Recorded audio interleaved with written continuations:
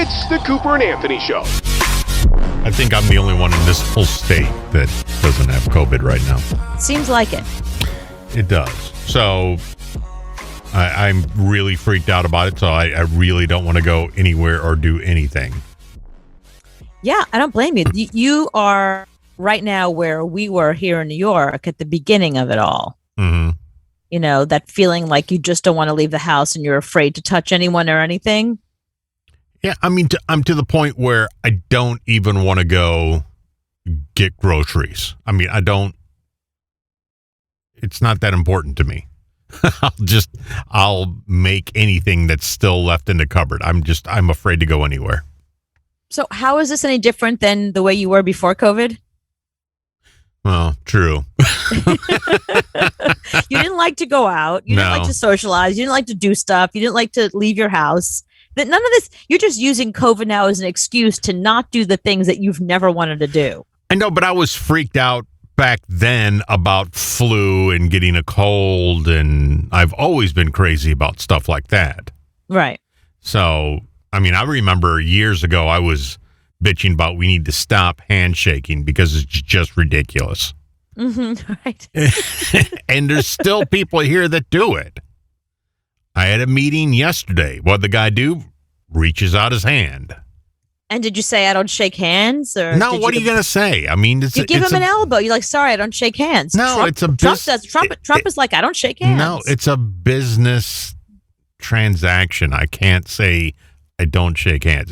Yes, you can. If Donald Trump can say I don't shake hands, you can say I don't shake hands. It's the first time I'm meeting a client. I can't say, sorry, dude, don't do it.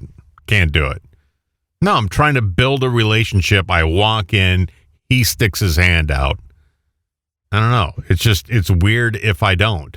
And I can't see starting off a relationship by saying I don't do that. Well, then did you stick your hand in your pocket and make sure not to touch your face for the entire meeting? I didn't have my hand anywhere near my face. Yeah, then I walk in and I walk to the back office where the big boss is, and he has Fox News on. Ah. So right when you walk in where they stand.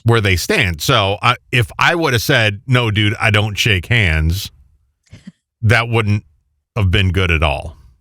I hate the fact that you live in an environment that the way you behave, it's, okay, so it's COVID right now. It's a pandemic.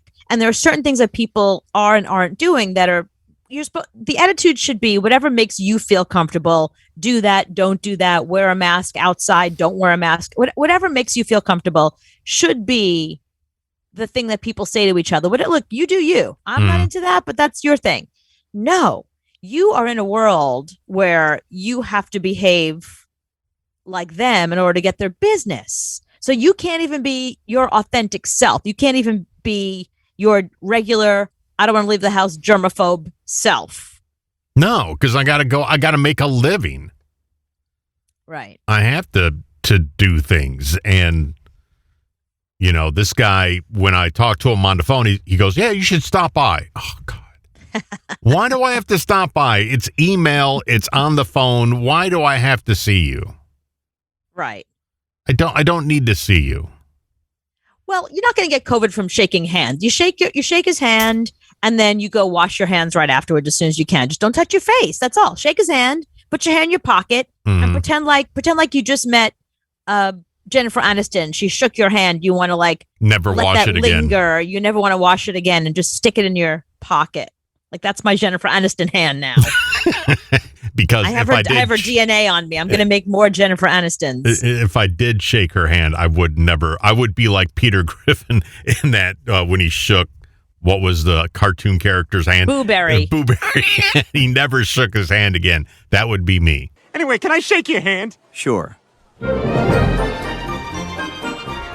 I've been touched by greatness. I am never washing this hand again. Yeah, he never washed his hand, so he had this hand that was it had gout because he refused to and wash a little his colony hand. of germs. That's right. after shaking Boo Berry's hand. Yeah, that's true. So, yeah, she would be my Boo Berry. But I don't know. What do you do for famous people like that? Do they shake hands? No. Here's the weird thing that I noticed about celebrities. every time you and I would interview somebody in person, it was always different. There were some people that didn't get near you, they didn't touch you, whether it was because of germs or they didn't want to send the wrong impression. Remember, you and I did a lot of interviews around that time that Taylor Swift was suing that DJ for grabbing her butt, which he did do and kind of admitted to. So everybody was very cautious about who they touched and how they touched them when it was a celebrity. Right. So, but then there were some, like Miley Cyrus was like, bring it in. I mean, how many times did she hug us? Yeah. I was like, am I dating Miley Cyrus now? I mean, she hugged us when she came and did the concert. She hugged us when we went and interviewed her in that studio. Same thing, Lady Gaga. You got pictures of her with her hands all over me. Right. And, Miley, I had my hand all over her. I mean, and I didn't mean to. It was just she came in that close and I went, wow, is she skinny? Because she was like this big. But she had her hand around you and she went, wow, is he fat? Probably. There's a big guy right there. Not a big guy. And she's like, my arms around. Good impression. But, and I'm like, God, she's a stick. And that's all she was, she still is a stick. Speaking of which, okay, since we're name dropping right now, so I've got two celebrity butt stories for you. And I think this is why celebrities should be careful. It's different now. It's like you go through HR, you go through that training, when you start a new business, the sexual harassment training. Celebrities don't have that. Maybe like, I know they have it like on set or through the union, because I know that like SAG-AFTRA makes you do stuff like that, but they don't have it with us. So like if any celebrity came on the show and like came into your studio, my studio, they didn't take any kind of sexual harassment training. So they can do whatever they want. And I guess technically so can we, because there's no HR, right? Mm-hmm. So when I was working at PLJ and we were doing Dish Nation, the fact that we were on national TV, we got a lot of celebrities that, when you say, hey, we're a New York radio station, they're like, I guess we'll call in, and you get a lot of them on the phone. All right, fine. You're in New York. We'll call in. Mm-hmm. But once we were on Dish Nation, they all wanted to be on Dish Nation. Everybody came through New York. We interviewed everybody you could possibly think of because they wanted to come in the studio and be on the TV. And that was always part of the show. Like that night, there we were in New York interviewing fill in the blank, Taylor Swift, whoever. So this one time, Jeff Bridges came in, the dude from Big Lebowski, like the dude himself. And I forget what he was promoting. I think it was the 25th anniversary or of his the Big album. Lebowski. He was on the road promoting his record. He was on the road with whatever band he was. Oh, well, maybe it was that because we're a music station, so that makes perfect sense, right? So he came in for that. So we do a regular interview, and at the time, I was the only girl on the show, the only girl in the room. So afterwards, we're done with the interview, and we all take pictures, in front of the Dish Nation logo, and we're standing there, and Jeff Bridges reaches around and he got a big chunk of my butt. And this was triathlon me. This is when I had a cute this wasn't butt. the huge butt. No, this wasn't big butt me. This was triathlon me. Yeah, I was like a fraction of myself. So when he grabbed my butt, one hand, he can get all of it, back then. And he grabbed my ass, like really grabbed, like squeezed it, and I have a photograph and you could see his hand is it's not up here where he's got his arm around my shoulder. Like all the other pictures, everybody else, you could see their fingers on my shoulder or kind of around my waist. You could see where the other hand is. It is very clear that he is just grabbing my ass. And you had no problem with that at all. I loved it. The dude grabbed my ass. I know. I was so it's so funny how now, and this wasn't that long ago. It wasn't like this was so many years ago, but so many women would have been so offended by that or so upset or said, oh, because he's a celebrity, he thinks he can get away with that. I don't know. Is there something wrong with me? And not only did I not have a problem with it, I was kind of like, think of all the ass this dude can get. The dude, like literally the dude. Jeff Bridges can get any ass he wants, pretty much. And that's his thought. I can grab any ass I want. I don't care. Right. Exactly. I don't know. I wasn't offended by it. I wasn't upset by it. I was perfectly, I didn't, and it's funny because one of the guys I was working with was like, wow, he really, because they were standing behind me and they were like, wow, he really got a piece of you. Well, you welcome anybody grabbing your ass. So I do. And I remember, so I went home and I told my boyfriend about it. And I was like, oh, guess what?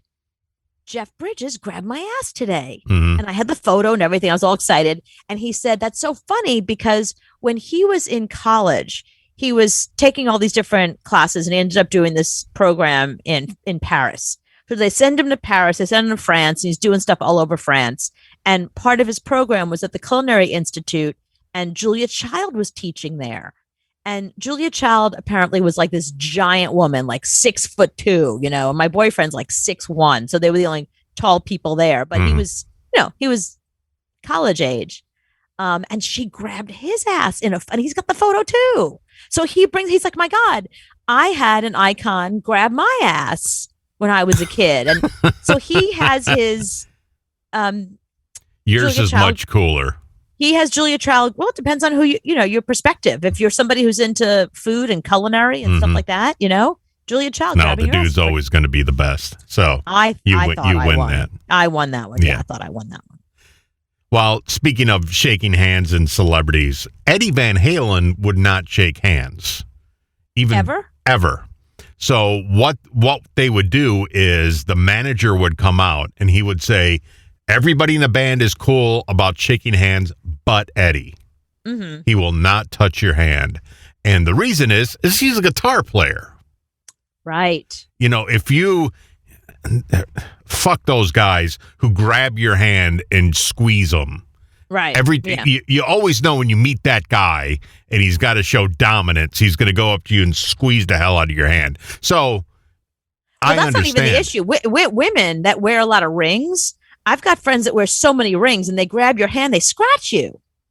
Oh, see? Well, they're trying to get your DNA so they can clone you. But what Eddie would do is Eddie would wear 2 wedding rings, one on each hand, just so you wouldn't shake his hand. What's the wedding ring got to do with it? Because, if you see a ring on somebody's hand, I guess you don't squeeze it as hard. Really? I didn't know that was the thing. I think if you're a hard hand squeezer, you're a hard hand squeezer. No, you're you're not looking a douche. for a ring or not. If you do that, I had a guy shake my hand one time, and it was like a week before I could really move my hand.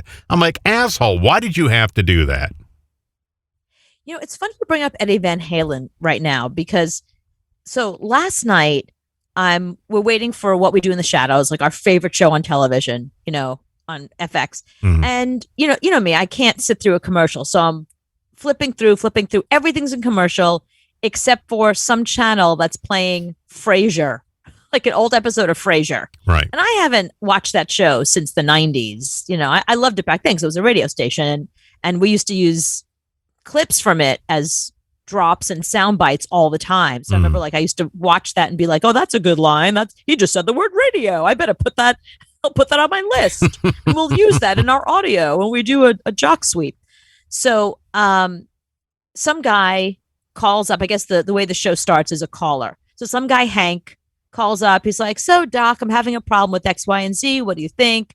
And he gives him advice and Hank asks some more questions. And I was like, that voice sounds a little bit familiar. I know that the whole gimmick of Frasier was that the caller was always somebody super famous or really interesting or like a politician or the president, or they got weird people to call in. So I Google it, who played Hank in this particular episode? Eddie Van Halen. Did he really? It was Eddie Van Halen's voice. He was in one TV show also.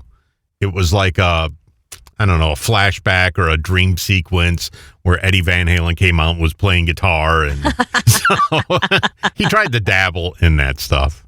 Yeah, well, but he always plays himself, except for I like the fact that Frasier, he was some caller Hank with some kind of sexual hang up.